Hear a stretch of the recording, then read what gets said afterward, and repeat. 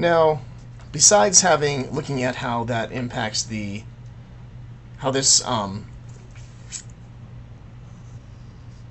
how our contraction looks at omega x, we can also think of a vortex oriented this way. We now have this sense of rotation, and we have some omega y by going this. And again, at point 1, and as it moves to point 2, what's going to happen to it there? So again, we can start by looking at the material derivative, in this case of omega y, which is just going to be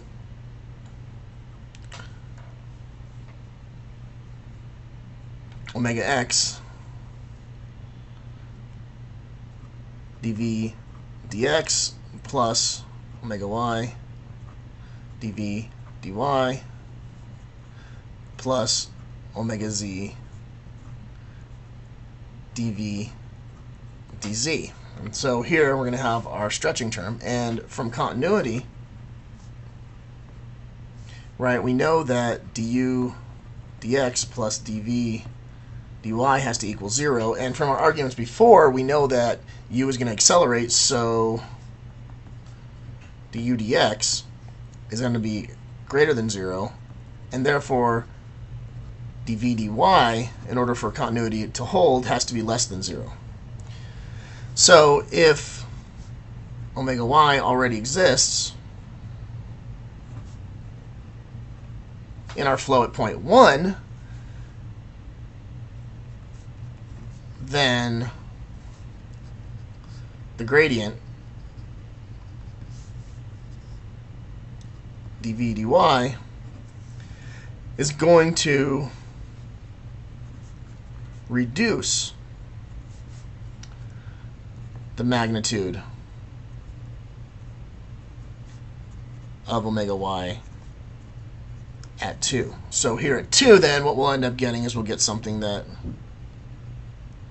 right, maybe we'll have something more like this, where now this is our omega y, but we'll have a reduced magnitude of omega y at point 2. So this is kind of an example of our stretching term. So this would be kind of our, what we would call attenuation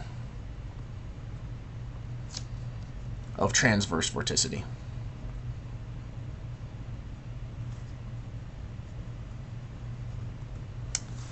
The reorientation terms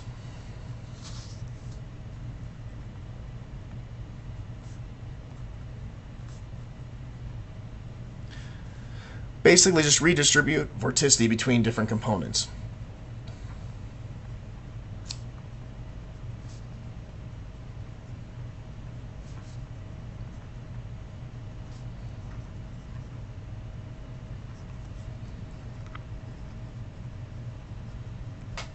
Right.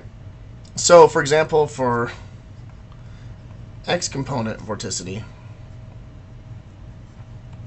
right, we have d omega dx dt. So our material derivative of omega x is omega x du dx plus omega y du dy plus omega z du dz, where only the first term stretches. We already have omega y in the flow.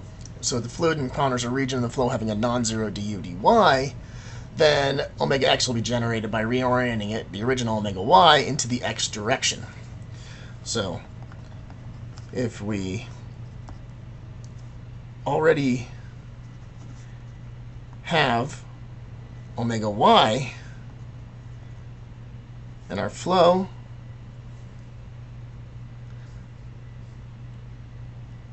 and the flow encounters a non-zero du dy, what's going to happen? Omega x will be generated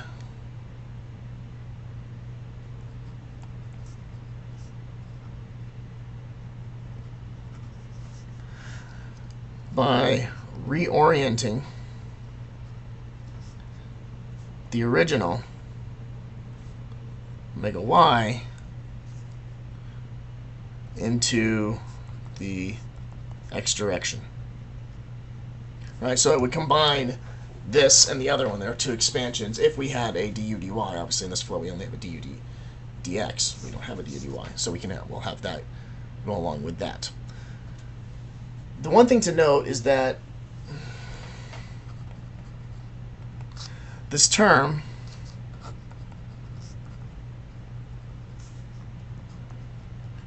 omega dot del u, our vortex stretching and reorientation term, cannot generate new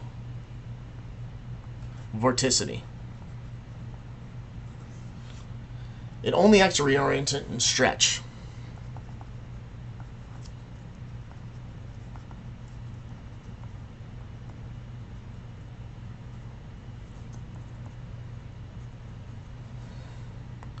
Vorticity that already exists.